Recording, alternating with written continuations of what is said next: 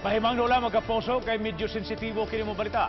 Nasayod ba kamo nga ang hugaw sa tao matigom og 900,000 ka tonelada kada tuig tungod kay way mga kasilyas.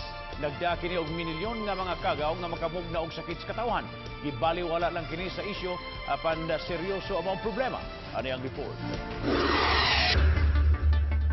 Sa mga dapit nga lisod ang access sa septic tank, mapugos ang mga tao sa pagbabuhagay sa ilang hugaw bisag asa.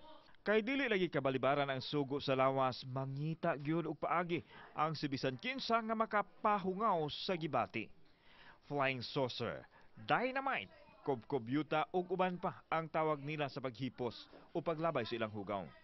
Ang pamilya ni Irene ug mga silingan, way ikasarang magpahimo og pansayan, maong mangita gyud sila og pamaagi nga matubag ang tawag sa kinayahan. Sagingan.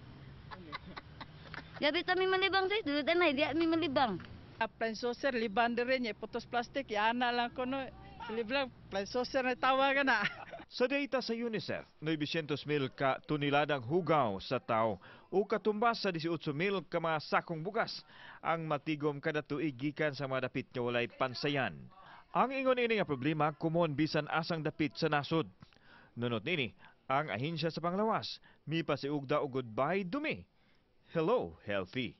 Kini aron malikay ang katawhan sa peligro nga mamugna sa nagpasad nga hugaw ngadto sa panglawas. Daghan kaayo mga kadaw mikrobyo. There are 10 million ka viruses sa usa lang katai, then 1 million ka bacteria, then 1,000 ka parasite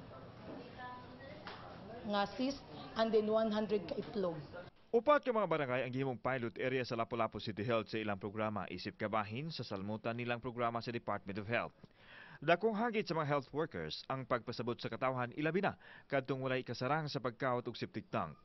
Usa sa ilang plano ang magbutang og communal septic tank diin makonektar ang kabrayan sa ilang hugaw. So mao ni karon ang among kampanya nga dapat mag-zero open defecation. So atong giawhag ang mga tao nga dapat malibang o mangihi sa kasilyas.